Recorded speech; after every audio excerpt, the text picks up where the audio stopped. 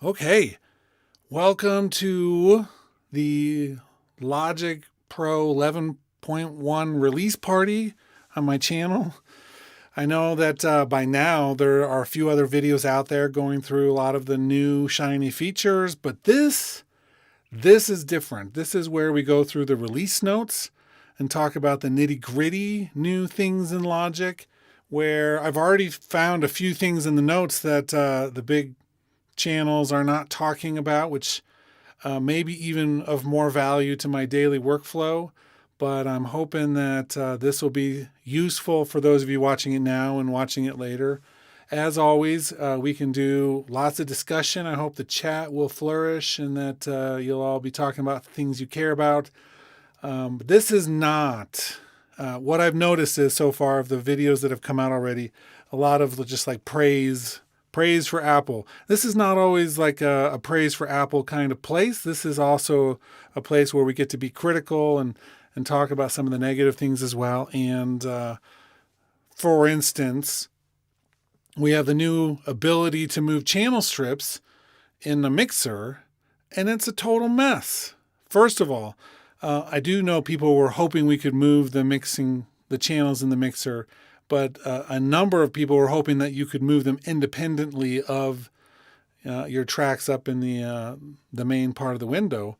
And so you can't. They're all connected still. And if you move something like an auxiliary track, it automatically creates a track up above. And there are certain types of tracks you can't move in the mixer. It's just an interesting situation. So we're going to talk about the good, the bad, the ugly a little bit. And but I will say, if nothing else, let me show you just to give you a sense. This may take a few minutes because here's the list. I'm going to just scroll up a little bit slower than I went down. This is the list of release notes for Logic 11.1. Hold on, I'll speed it up just a little bit because holy crap. And we'll do another video like this similarly for the iPad version as well. But this list goes on and on and on and on. I mean, it's a massive amount. So there are a lot of good things in this list. I've just started being able to dive into it. From the length of it, you can see how massive a task that is.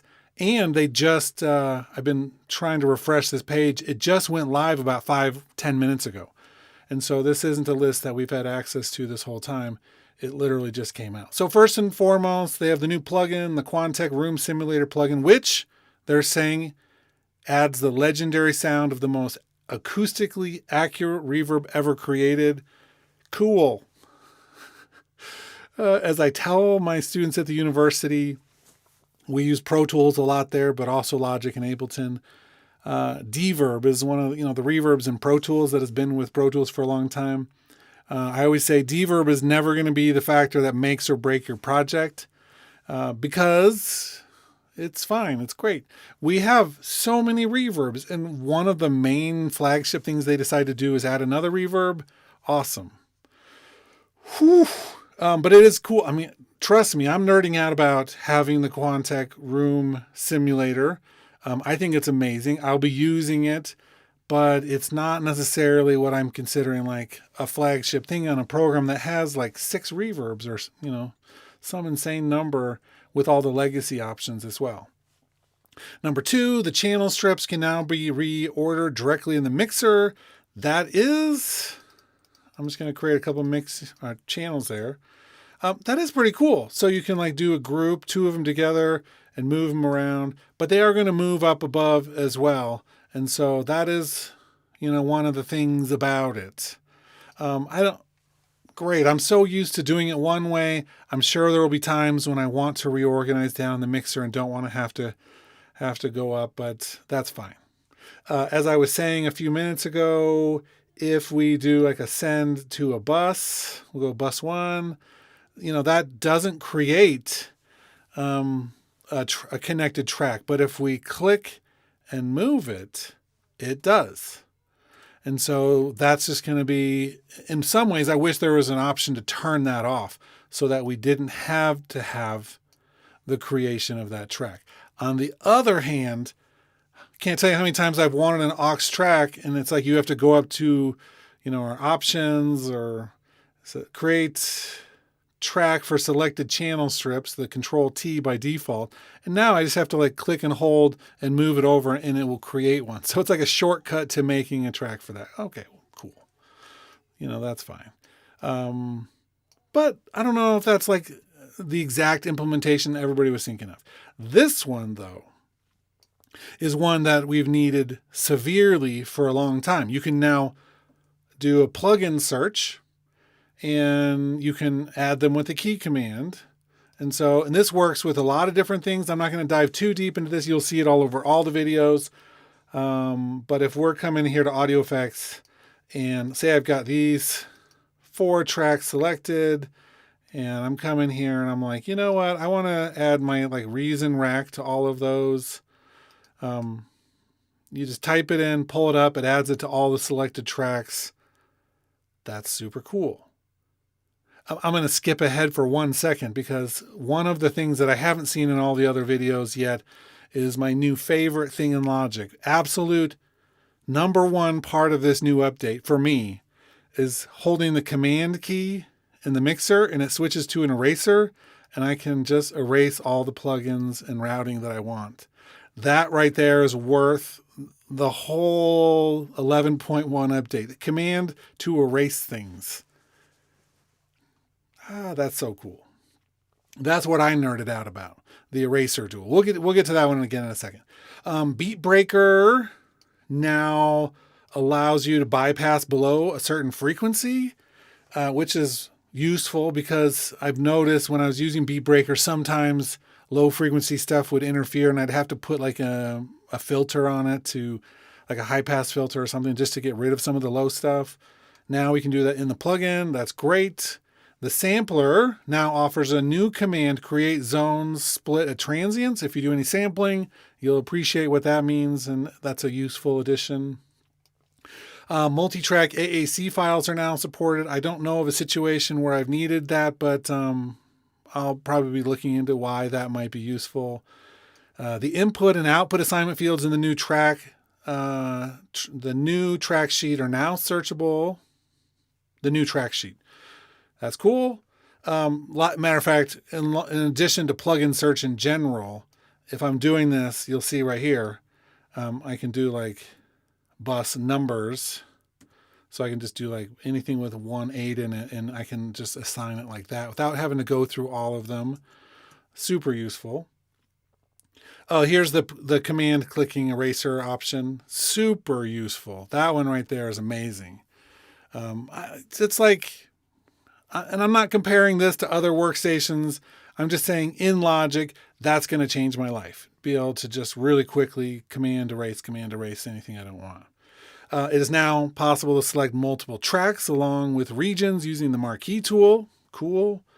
The join regions notes command now work on selected flex pitch notes.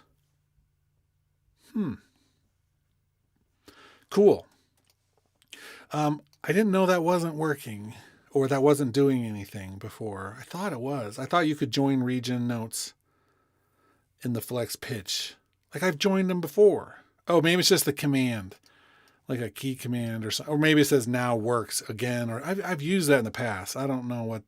Maybe I'm using the glue tool instead of the command. That's probably what it is. Because I use the glue tool for that and not a key command. There's a new record setting in the track inspector when internal Midi in is active that allows incoming Midi to be recorded along with the internal Midi. Okay, cool. Another Midi routing thing. That's going to be useful. I don't yet know exactly how I'm going to, if I'm going to incorporate that, but I like the ability to be able to have both of those working. And then in Beat Breaker, the time graph is now shown in the background when the view is set to volume mode. Okay, cool.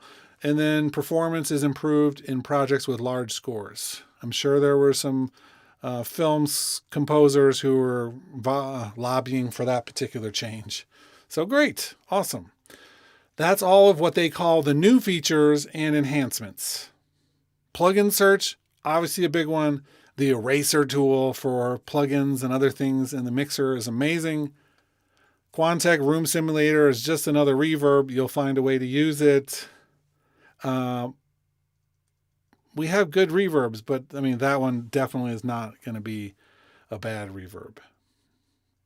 Awesome. Am I going to go back and remix all my projects with the new reverb? No. I might use it going forward, though.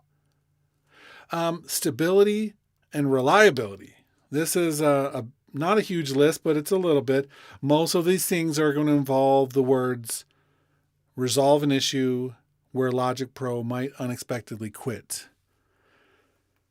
Awesome. When it's idle, when using the option key to duplicate a track, it might have quit. When automating the drive parameter for chroma glow on an audio track, it could make it quit. Fixes an issue when opening projects from recents while another project is open, make it quit. Resolves an issue where Logic Pro might hang when quitting the app. I've had that happen. Hopefully I don't have it have to happen again. But that sentence has been in a number of these release notes. So we're always going to be dealing with these things, but it resolved one issue. They didn't tell us what the issue was. Probably something we don't need to know exactly what.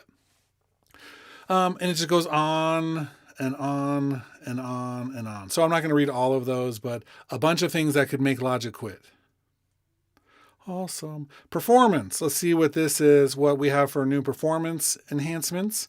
Performance is improved when switching track selection from a live software instrument track to a folder track stack. Again, I can't think of a moment when I had an issue, but that doesn't mean it hasn't happened. Scrolling performance is improved with projects that contain one or more very long regions with flex pitch enabled. Every once in a while, I wonder if I've had an issue with that because I do have very long files with flex pitch, but I don't know very long regions, what that means. If that's like 1 minute, 3 minutes, 15 minutes, I don't know. The progress bar when applying destructive edits in the audio file editor now indicates the progress of the operation more accurately. I do very little destructive, but I know some people use that for reasons. Fixes an issue when using the Midi effects modulator plugin with an AU version 3 instrument. Could lead to an unexpectedly high CPU load. Okay, awesome. And then again, long files for flex seem to have been an issue. Scroll and play might have been an issue. Tap holding a tool in the score during playback no longer prevents the screen from refreshing. Thank you, Apple, for fixing those things. Accessibility. I'm not going to go through each one of those things, but I do want to point out if you have accessibility needs, and particularly with VoiceOver, Apple and Logic team has been really good about making improvements to the VoiceOver team or the options. And this is no different. There's like 1, 2, 3, 4, 5, 6, 7, 8, 9, 10, 11, 12, 13, 14, 15, almost 20 different things. That's great. That's great for accessibility. It's great for everybody. Session players. Let's see what we have. This will be telling. It'll tell us what things were broken. It'll tell us what enhancements have been here. Frankly, I was super disappointed when this version of Logic didn't have any changes to the chord track functionality. And it's been like 5.5, 6 months, right, since this 11 came out. And that means before we get any new functionality, it could be, the middle of 2025. And so, that is so disappointing that we're not getting much with that. But let's see what we do have. Timing is improved with the session bass player performances that include slides. I've actually noticed that some of the timing issues I've had to manually kind of sort through those. But I've heard them. I do a song night, every once in a while. I've done about 45, 46 of those. And the newer ones with the bass instrument I've heard the timing issues and just hopefully was thinking they would get better. Let's see, bass session player regions that have been converted to MIDI no longer revert to session player regions when the project is reopened. Did not have that happen, but I can imagine that would be frustrating for people. Resolves an issue where notes just outside the region border on electronic drummer tracks could cause individual drum hits to flam when the region is looped. Oh, yeah. The looping thing has long been an issue with various different things, so not surprised. And then resolves an issue where using pitch bend with the studio bass session player could cause scrape sounds to click. Because real bass players do that for sure. That's a joke. Includes improvements to the way session drummer handles odd time signatures. That's actually super useful. I'll have to mess with that some. That seems like it could be really useful. The feel knob in the drummer editor now works with all kit pieces. Again, seems like a minor oversight not to have that the first time around. Fixes an issue where the drummer regions with the tempo control set to automatic could switch off the region setting when a region is added that is not set to automatic and a new drummer style is loaded. Okay. Option clicking on the complexity and range sliders in the session player editors now resets them to their defaults as expected. Thank you. Thank goodness. I have noticed that a little bit every once in a while. I don't know if it was repeatable for me or not, but hanging notes will no longer occur with session keyboard or session bass player when there are tempo changes at the end of an active cycle. Okay, cool. Man, it seems like just cleaning things up. That's what we're getting with all of this. Resolves an issue where the roots, brush, drum, or snare could cut off unexpectedly when playing fills. Cool. Fixes an issue where creating a new region on a newly created session bass player track after deleting the region created by default could create... What in the world is that sentence saying? Fixes an issue where creating a new region on a newly created session bass player track after deleting the region created by default could create... okay, I thought that was already fixed in 11.0.1. I swear that was. Because I haven't had that happen since they came out with 11.0.1. Resolves an issue where the create region at playhead command could create an unexpectedly very short region. Haven't had that happen, but woo. And then a few other, the feel knob and the drummer session player editor now works consistently for all kit. The feel knob, did that... Someone needs to proofread this thing every once in a while. The feel knob in the drummer session player editor, and then the feel knob in the drummer editor. That's in two places. These release notes are about as buggy as Logic. Hey, Plastodon. And hey, Dr. Voodoo. I see you both in there talking. But seriously, have someone just read this. Have ChatGPT read this and say, are there any obvious things that are mistaken in here? And they'll do it. Ugh. Session bass player performances that include slides are now tighter. I mean, oh my gosh. Include slides are now tighter. If you look back up here, timing is improved with session bass player performances that include slides. What a joke. I'm sorry. I know that session notes are not the hill to die on with Logic. But seriously, pretend like you care sometimes. I mean, pretend like you care 1%, and it'll be better. Oof. Session drummer region set to play in halftime or double time will now start with a crash if the previous region in the tracks end with a fill. That's actually super useful to know. Why is that one not the top one? That's actually a functionality change that makes a difference. Cool.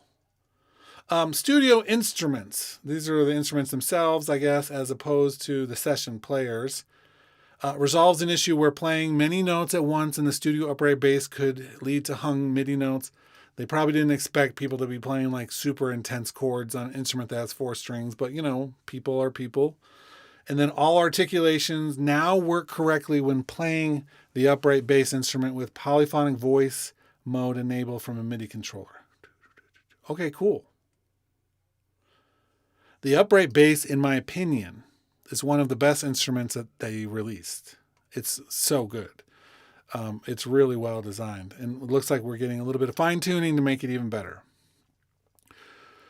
Okay, chord tracks and chords. Let's talk about this. The position of a chord added to the global chord track using the Add Chord button now accounts for the current snap setting. Cool. I don't think I'm going to work like that exactly, but maybe some people are. Fixes an issue when opening an editor in the main window that hides the chord track. Could leave it impossible to view the chord track after the editor's been closed. I haven't run into that, but cool. Right-click in the chord track to create a new chord now places the created chord on the downbeat of the bar. That's useful. Okay, so if I'm out here, let me just see if that's chord track. I'm going to click right here, create a chord. Cool. That's cool. Create a chord. That's a way better workflow than anything else. That's useful. And Placidon, the search function is actually really good in terms of not just for plugins, but also for buses and inputs and outputs and various things. It's really useful for sure. Double-clicking a chord in an unselected chord group now immediately opens the chord picker. When pressing tab after creating a chord, the length of the current chord is extended if a new chord name is not entered. Oh, that's kind of cool. Okay. That's an efficiency thing that I could really use. Chords added with the Add Chord button plus and the chord track are placed at the playhead position as expected. Okay.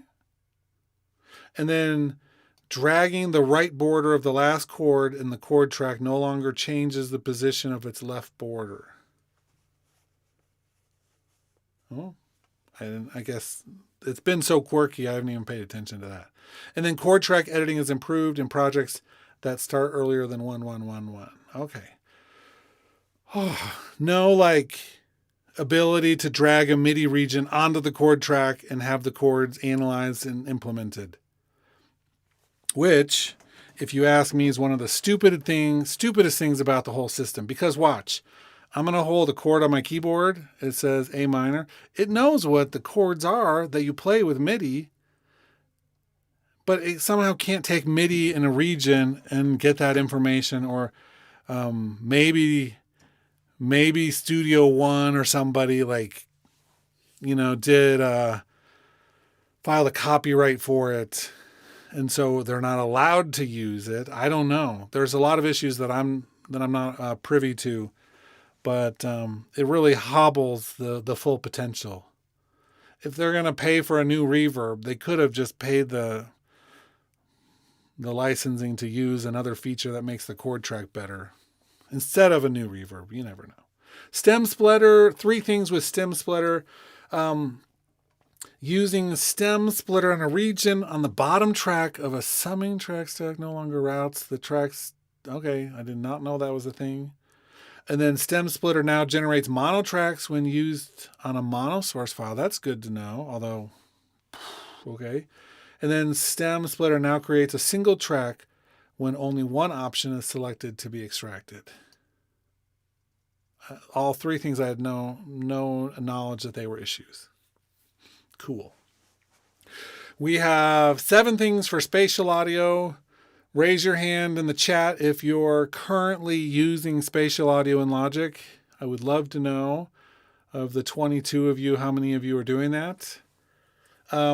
Tracks converted to 3D objects in a spatial audio project now remain in sync as expected.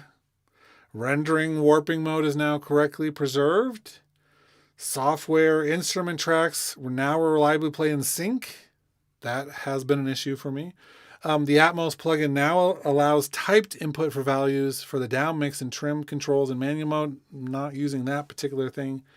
And then exported ADM files now include auto trim if it is enabled in the Atmos plugin.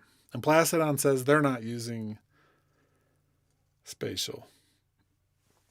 Not a lot of people are, is my instinct. Some people, but not a lot. Okay, mastering assistant. Two things. The mastering assistant loudness compensation button now works as expected when a project that has been saved, when with it enabled as when a project that has been saved with it enabled is reopened. Did not know that was an issue, but I guess I should have looked at that.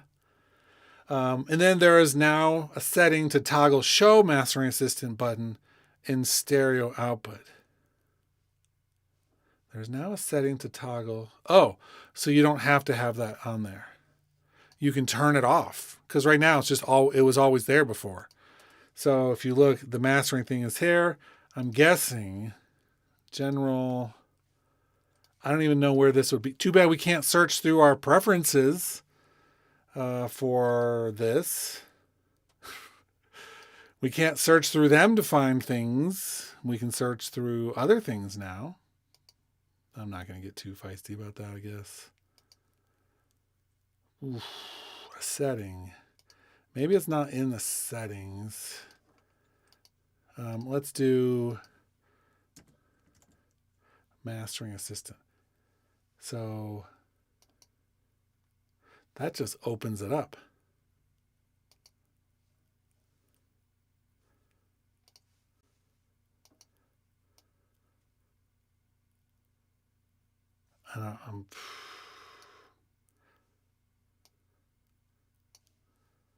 I'll have to find out where that is. I mean, they didn't tell us much.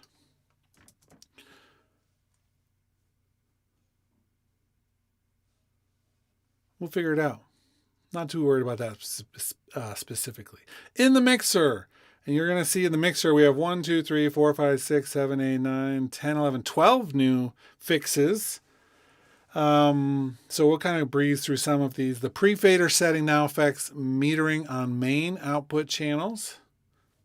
Fixes an issue where soloed track that is also muted could unexpectedly unmute when another track is unsoloed. Is good. Also muted is good. I love that. Fixes an issue where track set to no output could show an input monitoring button. Yeah, that wouldn't make sense to have an input monitoring with no output, I suppose. The VCA fader for newly created folder stack that reuses an existing VCA now immediately controls the volume of the stack as expected. Some of these things you wonder, how did they mess it up? And there is Plastidon. It's not listed in the release notes so far. So I'm wondering if it's further down when we get to some Midi things. But there's a really exciting new Midi feature, which if we don't find it in the release notes, which we haven't so far, we'll talk about it separately. And I'll probably even perhaps make a video about all of the Midi stuff now. Because Midi in Logic has gotten better and better and better. It's one of the few areas that I'm really happy to say that the team at Apple with Logic they've really focused on making sure the Midi stuff has gotten better. And I appreciate that because it's a part of it that I didn't want it to get left behind or oversimplified. If multiple audio tracks are selected in the track list, changing the input for one of them in the mixer in single track mode will not also change the input of the other selected tracks in the track list. Okay. The view in the mixer now updates properly when mixer view follow hide setting is disabled. Okay. On Mac, Apple Silicon Macs, dragging or copying a third-party audio unit to a different slot in the mixer no longer causes its window to unexpectedly open. I have noticed that. I just always thought that it was third-party problems, but not in this case. Resolves an issue where dragging a plugin to a different position on a channel strip could cause its UI to close and another plugin to open. It's like Friday the 13th in this thing. Choosing an instrument track greater than 256 as a sidechain input now sets the correct track. The mute all command no longer mutes output or master channel strips. Multi-output software instrument tracks in the mixer now follow the order in the track list as expected. Holding the shift key now temporarily disables group for a control on a channel strip. That's okay, cool. It's like a brake or a clutch for the group controls. All of those things, some of those things are scary that they were not working correctly in the first place. Cool.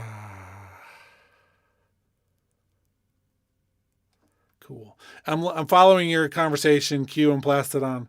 But we have like, if I go slow like this, we have about another hour of notes. So we're just trying to see if we can find any hidden gems in here, but address all of the ones so far that are actually in the notes.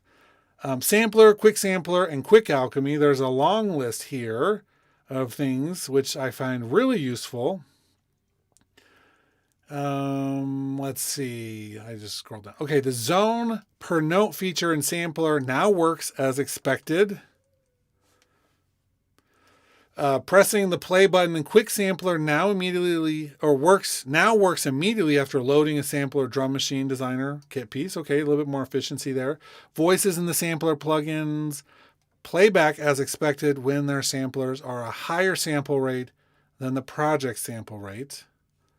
Thank you. I have actually noticed that a couple times. Moving the trim start end marker while holding option in sample alchemy now moves the entire selection. Pressing shift. Okay, there's so many things here. There's now an option in quick sampler to export audio files. That's great. This one's nice. Sampler now offers an option to name zones by audio file name in the zones mapping editor. If you're really doing this a lot, that's great. The delete, slice marker, and ignore sensitivity commands in quick sampler are now available under the gear menu. That's actually kind of useful. Although maybe they were already there, just relocated. I can't tell from that. Fixes an issue where dragging loop handles while sample alchemy is in record could create MIDI events. I did not ever see that, but that's interesting. Sample alchemy does send out MIDI, so it is considered a source as well. So I'm not surprised. Sample alchemy now includes a limiter. Useful. Resolves an issue where changing the audio file assigned to a zone and sampler could change the name of the zone. Awesome. Duplicating or copy pasting a group in sampler now duplicates the zone content as well as the settings. That's super useful. Fixes an issue when cropping a sample in sampler with a loop that starts at the beginning. Okay, so there's just more. There was one. I don't know if I see it here. I'm looking at all the rest of these.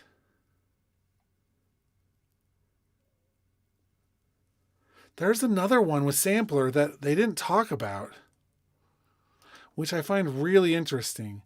Let me do a side chain or a side break for that one for a second, where perhaps we have, I'll do one of mine just. So we have all the mapping information. There's different files here. And now I think, if you do,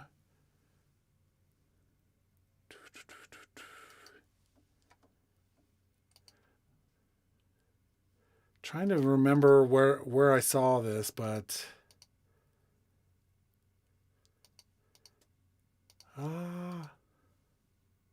maybe it's just up in here. No, search filter. Save as. Save with audio data. Consolidated. That's where it is. So Music Help Tech guy pointed out that you can now consolidate all of the audio from a sampled instrument into one file. It'll sample, then it'll just trigger off of wherever that is. That's really nice. But I don't see that in the list here. So once again, I feel like some of those YouTubers are getting help from Apple. I love that. Alchemy. There's a few things, 8 things from here. Nothing like revolutionary. just more reliability, some more tweaks to features. I'm not going to go through all of those. This is useful when importing an EXS instrument and now reports the missing samples. That isn't always the case before, which is kind of lame.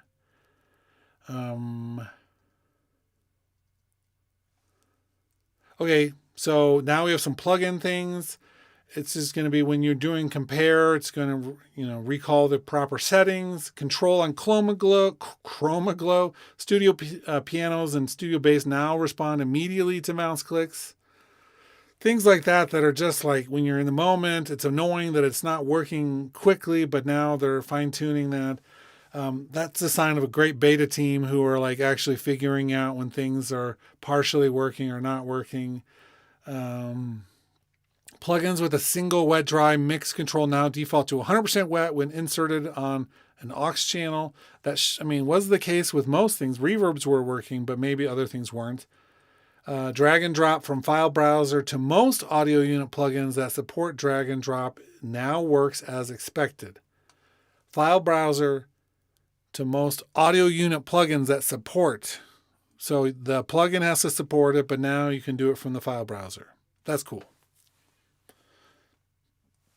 They didn't update the file browser, which is very difficult in many ways. Let's see, we have dragging up on a trackpad or with a scroll wheel now consistently moves all plugin controls counter or clockwise, not counter, clockwise. So up clockwise. Fixes an issue where the vintage tube EQ could output a DC offset of minus 30 dB when switching the output from silky to punchy. Interesting. Appreciate the nerds who are testing this out and getting that fixed, because that's the kind of thing that nobody would notice. And then a couple of resolving of issues with toggling low-high cut filter.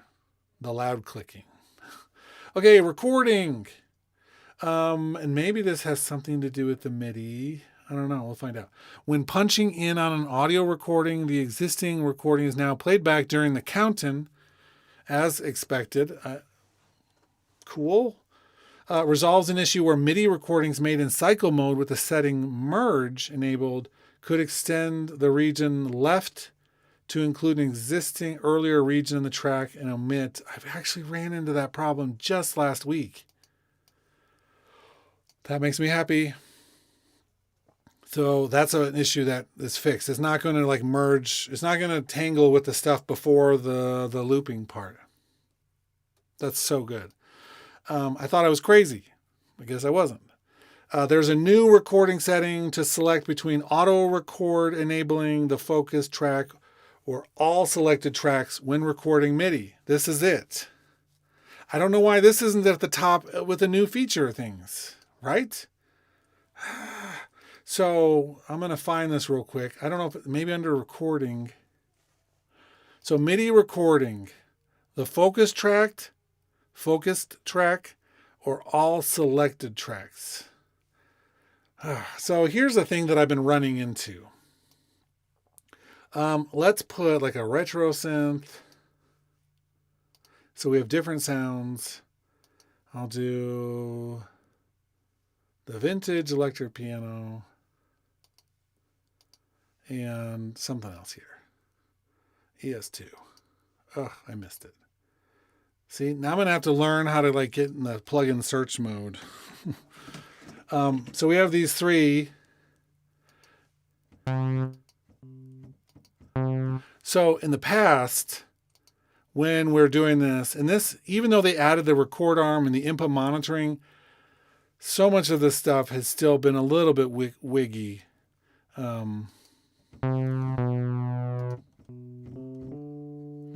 Let's shift click. You can see the beginning little part of that region is indicating which one of them is actually selected for the input, right?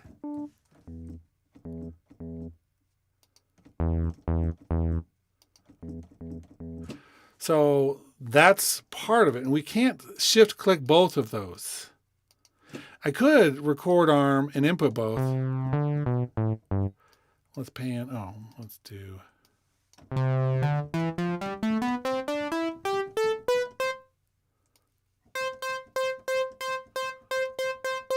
And I have the third one selected.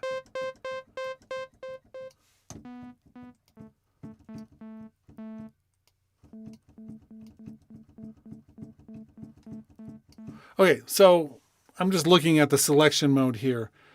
That's how it's always been. We could do the, well, not always, that's how it's been of late, where we can actually record arm and input multiple ones. But if we don't, it's the focused one. And then if we do all selected tracks, I'm going to turn off the record input. I'm going to shift click both of those. So now they're both recording in. But if I put record arm there,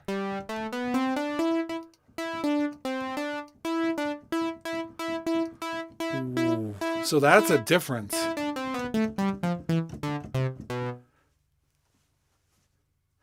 There's so many things. But now, I'm looking at this. I'm going to put that back in the other mode for a second. I know we're on a tangent, but this is, I feel like, one of the most important things to talk about. This fixes everything. This literally fixed it. I was curious if it would fix it. So I've got the one track, track 3, record armed with input monitoring. That's what we're hearing here with this. But that one is selected and it's still playing it, even though it's not record armed or input monitored. Right? So if we switch this new setting in the settings to all selected tracks, it ignores the selected one and just does the recording and input monitoring.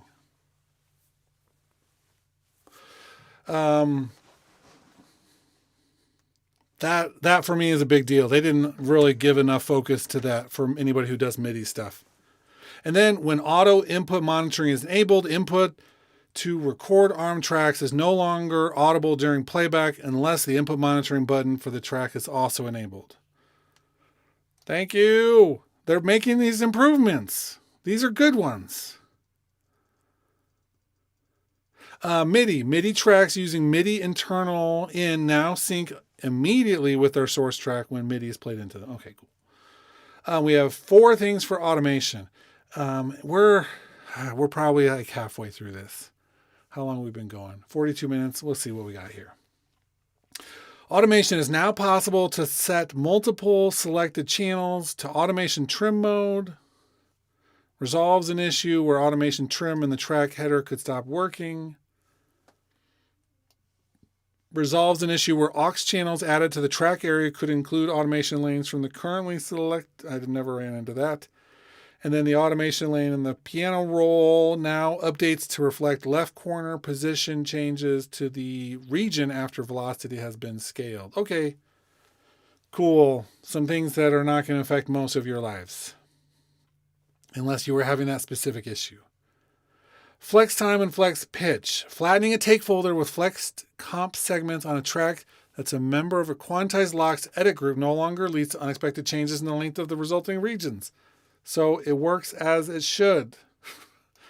And then resolves an issue where audio on flex time tracks that are members of a phase locked edit group could shift position unexpectedly.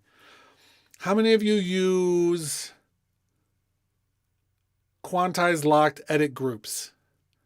Anybody who records drums acoustically with microphones should be. That is one of the absolute hands down best features of Logic when you're recording in the recording studio. That whole feature set is just so smart. It's hidden and it's not obvious, but it is so good. Smart tempo, we've got 5 things. Let me just browse. Ugh. Something about Rosetta mode, which I'm going to ignore. Helping those people with Rosetta. It's like we're enablers at this point.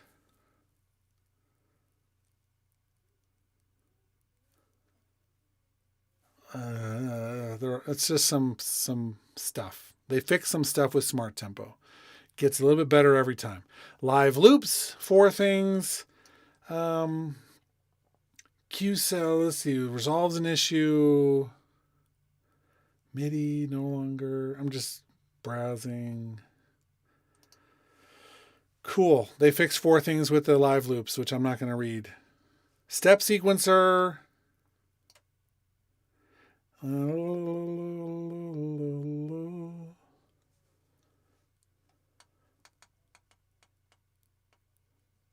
Fixes an issue where sub-rows in the step sequencer could unexpectedly shift. So just fixing things that weren't working right, but not new features necessarily, except for it's now possible to copy and paste a portion of a pattern in the step sequencer. So that's an improvement for sure.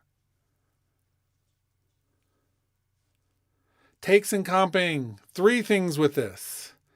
Looks like there's just issues that they were fixing, nothing new. Ugh. Track stacks. 4 things with these. Again, changes to color of the track stack are now immediately visible instead of, I guess, later. Those all just look like fixes to things that should have been working in the first place. Wait, the keyboard arrow keys can now be used to choose between the folder stack and the summing stack options. Okay, so that's just when you're making a new one, you can hit the arrow keys to go up and down between them. That's semi-useful. But it's like I'm not going to remember that key command because I've been doing it the other way for so long, just clicking on the little box, the little button. Export and bounce, the project name, element, and the export all tracks as audio files dialog now updates to the new name of a renamed project. Again, fixing things that shouldn't be broken, but it's good to know that they're still fixing things that shouldn't be broken. So this is a big one. This is a new feature that should have been listed at the top. It is now possible to bounce multiple regions in place per track at once. So I'll just pull out a couple, random things here. A couple audio files. It's useful, I guess. But if we're doing bounce in place,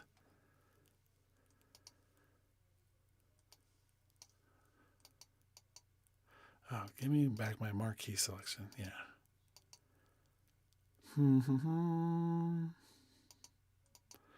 So bounce in place. Right here, one file per track, or one file per region. Those are all new options in the bounce in place thing. Cool. That's useful for some people who are doing bounce in place. An import thing for spatial audio ADM files that was messing up. Apple loops. Search in the Apple and the loop browser now works in column view. Okay, cool. Adding an Apple loop to an empty project that has chords in the chord track no longer changes the project key signature, which I found super annoying. Jeez. So glad that that's fixed. A loop export now shows all possible key signatures when adding a loop to the loop library. How many of you, there's 22 people watching, how many of you are making your own Apple loops at this point?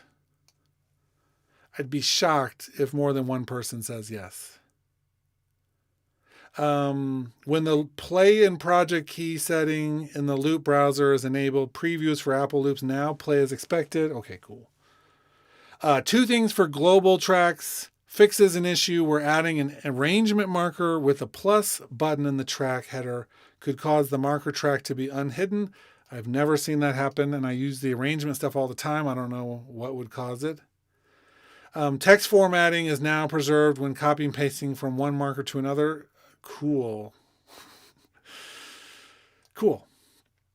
Project template. Saving a project that contains multiple project alternatives as a template now removes all but the currently active alternative as expected. Why is that expected? No, that's expected.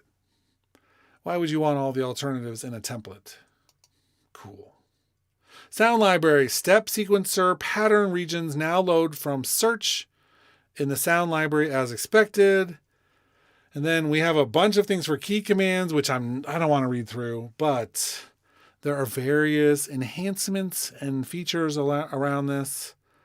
There's now a new delete unused track alternatives key command, which is probably useful if you use track alternatives and you want to just get rid of everything you're not using. Awesome.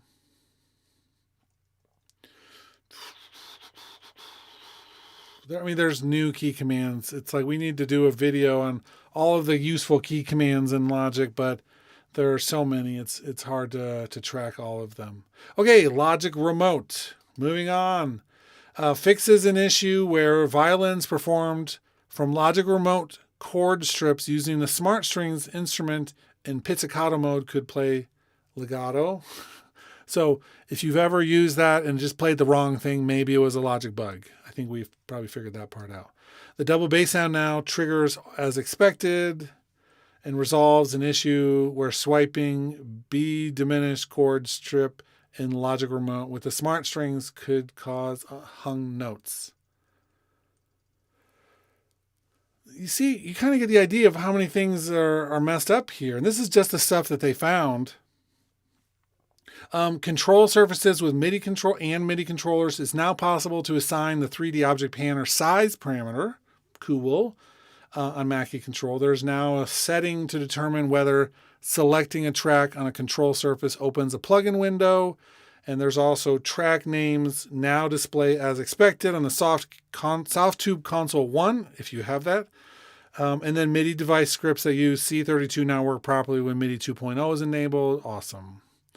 There's actually more things with the undo option than almost many of these other things, but they fixed the undo a little bit, made some enhancements to it. It's better. Cool. The score. Let's see if there's anything of really important note here.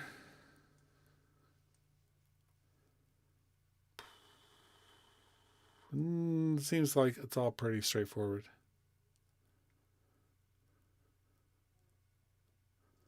Awesome. Some enhancements. Editing. Let's see. I'm just going to browse through these and see if there's anything. It looks like mostly enhancement or resolutions of issues.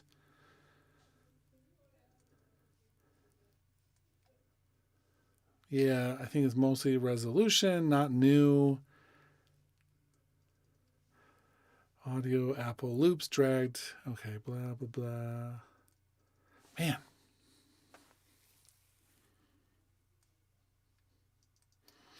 This one may be useful for some. There are now view options in the event list to show the creation date and last modified date for regions. If you're trying to troubleshoot something, that's what the event list is really useful for.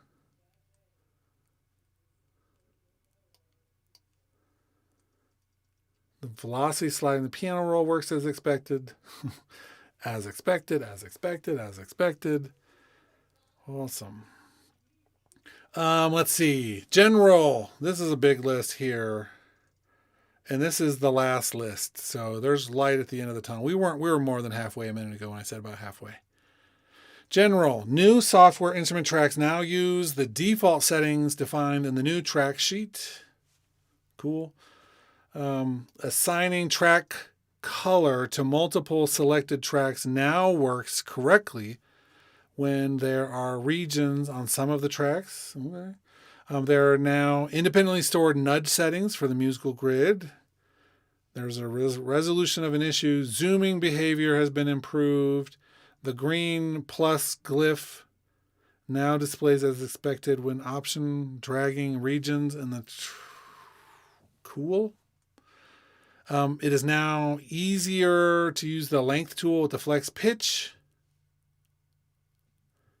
Flex pitch notes in the track area. I need to see if that still messes up everything past that note. I wish that they would make it so when you have like a note, like you're doing a vocal and you change the length of it a little bit and it pushes everything downstream, further downstream when it shouldn't. In most cases, I wonder if that fixes that at all, but probably not. Another resolution, dragging a region past the project end no longer causes the view to scroll to its new position. So many things are just like, enhancements. And that's nice that we're getting a full list because it looks like they have been busy, if nothing else. The last 6 months have not just been them sitting around doing nothing, apparently. The LCD can now be configured to show the I/O buffer size control. What? Did I just read that right?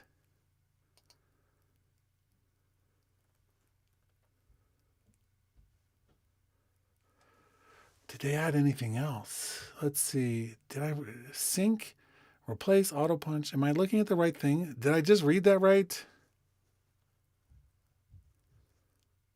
Software input monitoring or software monitoring, auto input, low latency mode, performance meter, MIDI activity, sample rate, and buffer size. Okay. What the absolute crap? Why is nobody talking about that? Sorry, Plastidon. I was reading all the other stuff and just getting there slowly. Not only can you see it, but you can change it from the transport. Huh. Who cares about a new reverb? Let's make this useful. The new reverb is cool. But this is something. So here's my opinion. Here's my opinion about all of this. Ready? We've been having to adjust the buffer size based on our own user knowledge since the beginning of software platforms, right? We're talking like forever ago that was implemented in there. You want a lower buffer size when you're tracking because it gives you less latency. You want potentially a higher one when you're doing mixing and have all your effects and things. How about this? How about when Logic notices I'm doing something, it changes it automatically. It changes it automatically for me. It's like, oh, you just record arm to track. Let's put your buffer size at the lowest possible setting that we can. Like Apple Intelligence, make an AI buffer setting for us. And then let's never touch it again. Let's have the exact right buffer size for what we're doing. It is smart. People are smart enough to do this. I've wondered this forever. It's like, it's so stupid. But the fact that we can now put this is a huge thing because I don't have to like think, did I change my buffer size? Then I have to like come over and be like settings and audio. And then I'm like, am I in the right place? Here's my buffer size. Let's make a change. And then it reloads the whole thing. It probably still will reload the whole thing. Let's go to 128. It reloaded very fast since it's a small project. Look, I can see what it is right from the main screen. Some of us are going to love that. Oh, looks like I just switched into dark mode. That's funny. I wonder, just for the sake of everything, where do I change that? Man. Oh, I hate this. It's crap. Oh, well. We are now in dark mode because we have hit more than dark mode outside in Denver. But that alone, there are a few features that are way more important than the reverb we got. That one is so useful. Holy crap. Resolves an issue where right-clicking an unselected marker to delete it could be okay. Blah, blah, blah. Fixes an issue that's unexpected. So larger scrollable quick look previews could be useful for some.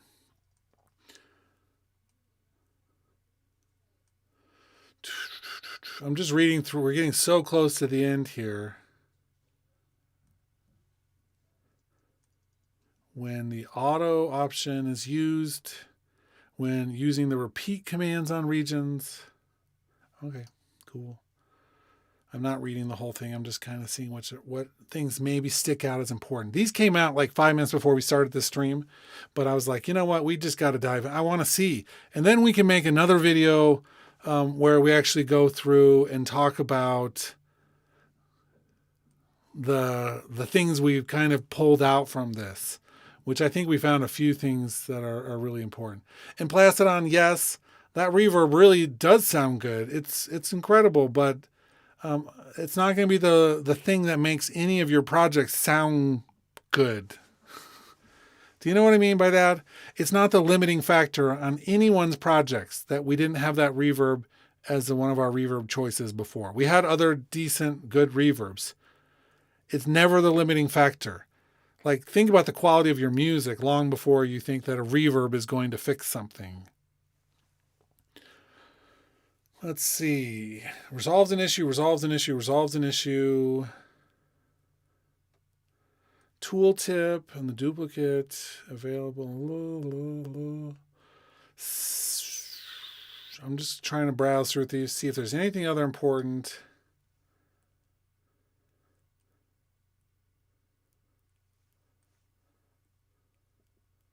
Because that one with the buffer size, I didn't see anybody else talking about that in the first hour of what we're doing here. That one's fine. Fixes an issue. Let's see. The locators are now correct. Marquee selection, expected. Selection of tracks is now performed on mouse down rather than mouse up. Okay. Instrument without Midi through function can now be enabled for tracks using... What is that? See, this would be a perfect time for me to be like, I'm going to just like use plugin search, but I don't have that in my brain yet. So what was that? So it says instrument without Midi through function. Oh, an instrument without Midi through.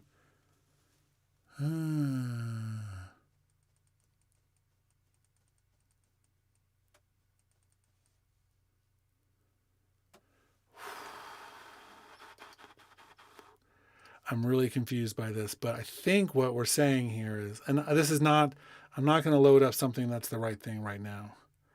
But I'm going to load up the JV1080 for a moment because I don't know if it has Midi through. Is it loading? Where are you?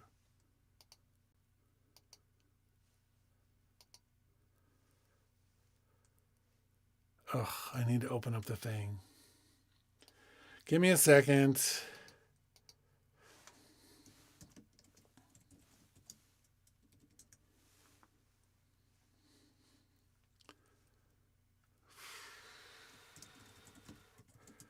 I opened up a plugin that I hadn't.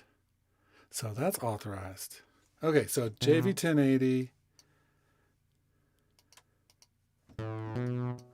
Let's get rid of that other instrument. But I want to go to this one with the external instrument. It didn't show up in the list or anything. I'll have to figure that out. Because there's something about using the external instrument with another instrument that doesn't have a Midi through function. But I don't know what that means yet. So that I'm going to research that one a little bit. Resolves an issue where the playhead could move unexpectedly. Okay. LCD now displays Midi output to external instruments when Midi 2.0 is enabled. That's awesome. And then tracks as expected, rubber band. So when rubber bad, sorry, I just love laughing about some of the typos they have in this thing. If you're just joining, you'll know you haven't heard me make fun of the other typos we found, but if you've been watching this whole time, then you're a little bit insane in the first place, but that's cool. When rubber bad, selecting regions while dragging in the forward direction, the region inspector updates to show the current selection of regions while dragging. Ooh. That's a list. We've been talking for over an hour about it. Takeaways. Number one, the buffer size on your main transport is actually one of the most important things that they did here. That's cool. That is super cool.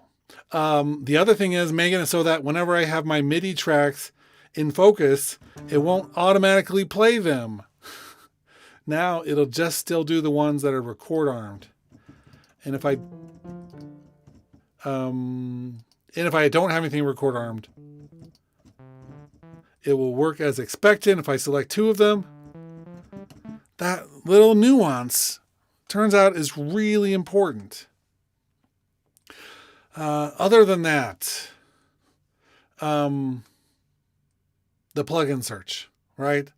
I mean, that is so important. I'm going to click on this thing and be like, oh, JV 1080. I still have to be involved because I have to click over on which one I want. I mean, but it's still finding them. I mean, that's so valuable. And there's key command for it. It's like command control P or something. And we can search and it'll put them on the thing. Like we could do the vintage console EQ and it will put them on every selected track in the mixer. So I'm just like going down the row here thinking, I want to add this, I want to add a certain thing to all of them. And it does my remembered ones. So now just put them all on there. I'm going to command erase those too. So the eraser tool in the mixer is my other new favorite thing that not everybody's talking about. But it's like I can erase plugins or instruments or buses or sends with the command key. And that, I mean, talk about something I'm going to use. And that fits right in with my own mental history of command key being used to remove certain things in Apple ecosystem. So that's not a new thing I have to learn. I just have to just remember that that'll work. Moving things in the mixer in terms of the tracks, I couldn't care less about some of that because I already do it one other way and it's just moving all the stuff above. And so it's not really, I want to be able to separate them. I want to be able to pull them out and say, I want my mixer to look one way. I'm intelligent enough to know the names of them, right? I don't have to always have them in the same order in track view and the mixer view. But I want instrument one maybe to be way over here and instrument one to be someplace else in the track view. And that didn't help. We had some new chord track things, some minor things, but nothing that I would consider that I'm going to be like, I'm not going to, call it a win yet. Yeah, Plastidon, exactly. Let's steal the best of what Reaper has so they can stop saying they're the best. And then there's other things. There's always going to be other things, and we'll continue to look at them. I really want to, I can't remember if I saw anything else in here that is going to, everything else looks normal. Software, yeah, all that stuff.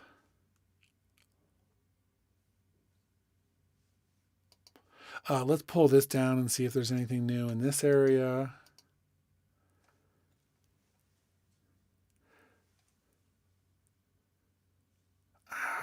So I'm not even, I wish I'd taken a screenshot of everything, but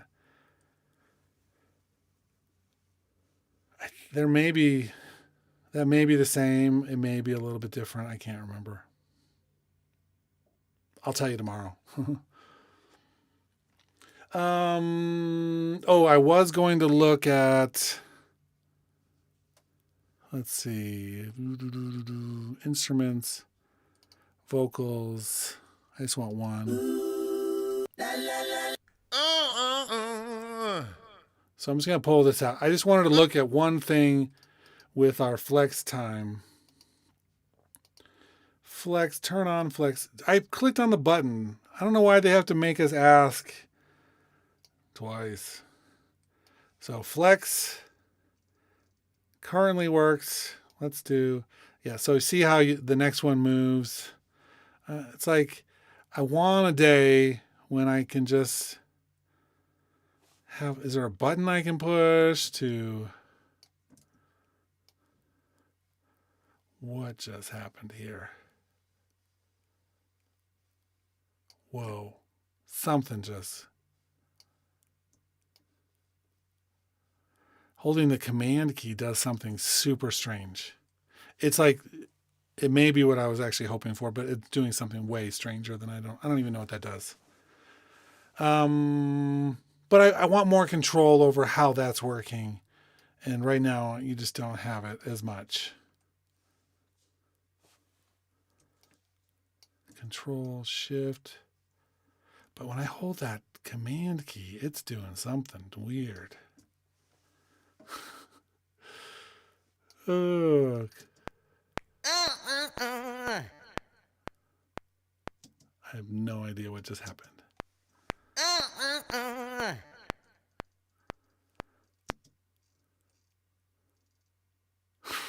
That is so bizarre.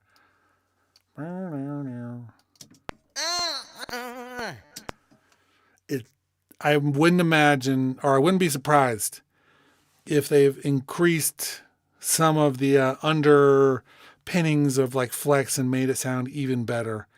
Although I don't know what their time frame is, but eventually they better give us more tools around the flex stuff. We'll see. But it would be cool to get like the polyphonic flex, and it would be cool to be able to pull audio onto the chord track and get chord analysis for the instruments. So many things. So it's a 0.1 update. It's not like a major update, right? It's not a massive update. But the plugin search and moving the tracks, and then some of these other ones like putting the buffer size on the main transport and the eraser tool, some of those things, those things are going to make a big difference to some of us in our workflows. I guarantee it. And so that's where we're starting. We're going to do another video a little later tonight where we actually talk about, we'll look at some of those key features, and it'll be another live stream before we do any non-live stream content. But I think that what we've got with this, there's no downside to getting plugin search and a new reverb and other things. But the question is 6 months, is it worth 6 months? Because that's about what it took to get this next version. And it was radio silence the whole time up until then. I don't know if it's worth it. But I'm going to have fun with that new reverb. Believe you me. Plastodon says, I would love to have polyphonic and flex time where you could record guitar and change notes and pitches easily. And Apple Intelligence with its machine learning is prime set up for that. It would be so good. All you need to do is find the patterns of the notes and then separate them out with some sort of transfer function and then change them, put them back together. That would be so good with it. Wonder why they haven't. Maybe somebody else owns the patent. Because really only Melodyne is doing that. And anytime only one company is doing it for over a few years, it means that they own something that nobody else can figure out an alternative way of doing it. And so that's what we're stuck with.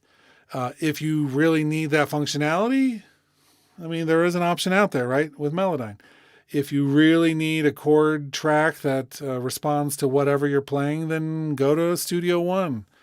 It's like you have choices. I don't work for Apple. Most of you don't work for Apple. So do what you want, right? Don't feel like you're stuck in something. But keep this in mind. If you're doing certain things, sampling is one of them. Beat creation is another one. And they actually, I do think,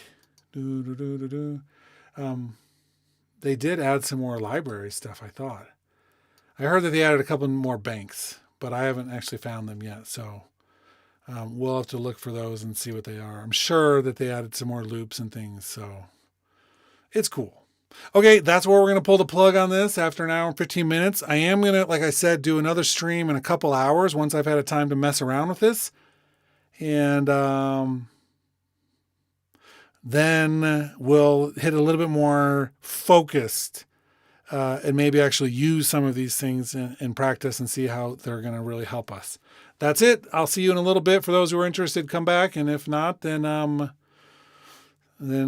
see you later. But more content this week looking at 11.1.